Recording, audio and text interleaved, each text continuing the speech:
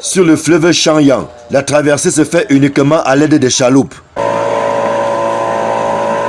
C'est que depuis bientôt 3 ans, le bar qui facilitait le mouvement des personnes et des biens a chaviré, au grand désarroi des populations qui depuis lors souffrent le martyre au quotidien. Je vis ce cauchemar au quotidien parce qu'il faut aller avec les pièces périodiques, il faut assister à toutes les réunions. Vous comprenez que nous n'avons pas vie, nous jouons la vie ici. Ces pirogues qui parfois chavirent, comme vous voyez l'état, mais on fait avec, on n'a pas d'autre choix. Et je vais vous dire ce que j'ai dit à ma maman, c'est la route du champ.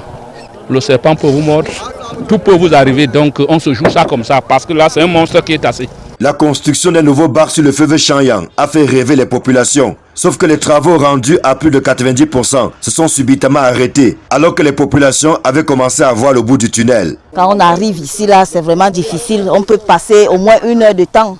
1 heure de temps pour attendre qu'on fasse le chargement. Oui. Et plus devant là-bas, c'est plus catastrophique là. On passe avec les produits agricoles, mais parfois ça s'enfonce dans des eaux comme ça. Quand la pirogue se noie là, nos produits, les vivres, les marchandises, tout ça, ça reste dans l'eau là. J'étais à Bafia m'approvisionner, je suis en train de rentrer à DEC. Le problème du bac, bon, ça c'est autre chose. On va faire comment? Regardez, quand nous sommes chargés comme ça là, décharger, recharger, c'est trop pénible. C'est plus pénible. Or, quand il y a le bac, tu passes une fois. Des 2 rives du fleuve Chanyang, les populations émettent un cri de détresse. Celui-ci est-il entendu par les pouvoirs publics? En tout cas, ici, l'on n'a qu'un seul rêve, c'est de voir enfin ce bac être fonctionnel en attendant la construction du pont, juste à côté. L'on apprend que c'est le paiement des décomptes de l'entreprise qui exécute les travaux à ses frais qui fait problème. Lesquels décomptes dorment dans les tiroirs du ministère de l'économie depuis 2 ans. Le financement du projet étant adossé sur la ligne 94. Résultat des courses, l'entreprise qui estime avoir suffisamment saigné a décidé de bloquer les derniers travaux préalables à la mise en service du bac.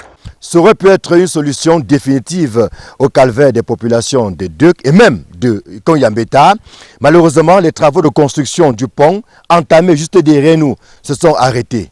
Vraiment, je savais qu'après quelques années, tout était fait.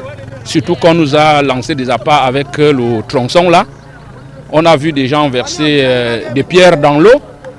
Je crois que le rêve de tout le monde était un pont le plus rapidement possible parce que le bac, lui, est bon. L'entreprise tchadienne en charge de la construction du pont ainsi que du bitumage de la voie d'accès à partir de la nationale numéro 4 est défaillante. Elle n'est présente sur aucun des 2 segments depuis plusieurs mois. Nous apprenons qu'il s'agit d'un groupement et que l'un des associés a des soucis qui empêchent la poursuite des travaux. Au ministère des Travaux publics, la procédure de résiliation du contrat de cette entreprise est d'ores et déjà enclenchée. Pendant ce temps, ce sont les activités économiques ainsi que les déplacements des populations qui prennent un sérieux coup. L'unique option consistant à emprunter les chaloupes, c'est à prendre ou à laisser. Nous focalisons beaucoup d'espoir quant à l'aboutissement heureux pour permettre justement à ce que nous recommençons à faire des navettes à ce rythme à travers les chaloupes et autres. C'est coûteux et c'est des traversées à risque. Donc l'idéal pour nous, en attendant l'aboutissement heureux des travaux de construction du pont également,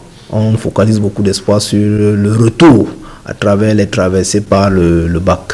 Que ce soit les populations de Konyambeta que celles de Duk, il faut emprunter une chaloupe comme c'est le cas en ce moment pour traverser d'un bord à l'autre.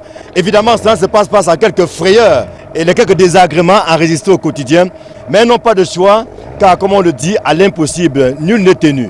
Ici le fleuve Chanyang, Emmanuel Diop, Marcelin Gansop, Equinox Télévision.